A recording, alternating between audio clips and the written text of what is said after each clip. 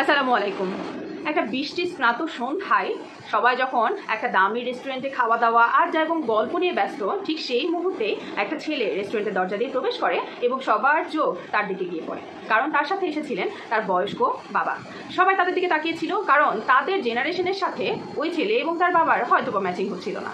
ওয়েটারও অনেকক্ষণ তাকিয়েছিল, কারণ তার বাবাটা অর্ধবয়স্ক ছিল, চোখে ঘোলাটা চশমা, চুলগুলো অগোছালো, ঠিকমতো হাঁটতে পারছিল না।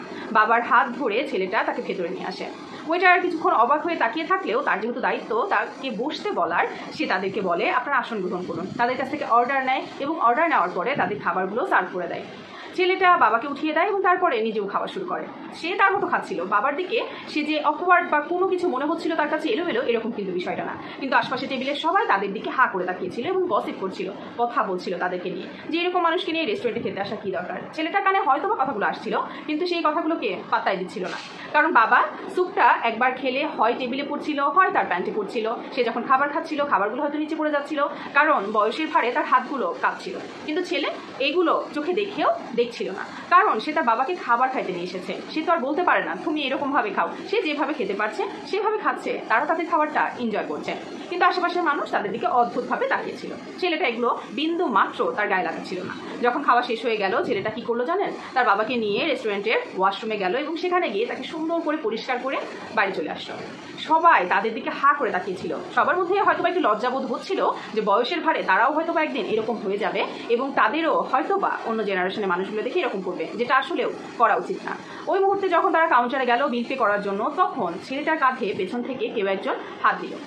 ছেলেটা পেছনে ঘুরে দাঁড়ালো এবং দাঁড়ানোর পরে ছেলেটাকে ওই লোকটা বলল, বাবা তুমি এখানে কিছু রেখে যাচ্ছ।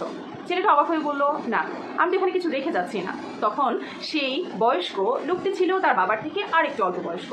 সেই লোকটি চোখ ছলছল পানি এবং ছেলেটির চোখের দিকে তাকিয়ে বলছিল, বাবা তুমি এখানে রেখে যাচ্ছ অনেক গুরুত্বপূর্ণ একটা শিক্ষা, যেটা সকল সন্তানদের শেখা উচিত। এবং আমাদের মতো যারা বয়সের ভারে সামনে হয়তো বা চলতে পারবো না, তাদের জন্য একটা আশা রেখে যাচ্ছ, যারা সন্তানের কাছ থেকে এইরকম দায়িত্ব আশা করতে পারে, এরকম সেবা আশা করতে পারে। ছেলেটা মৃদু হাসলো, কোনো কিছু বললো না। সে তার বাবার হাতটা ধরে বের হয়ে চলে গেল।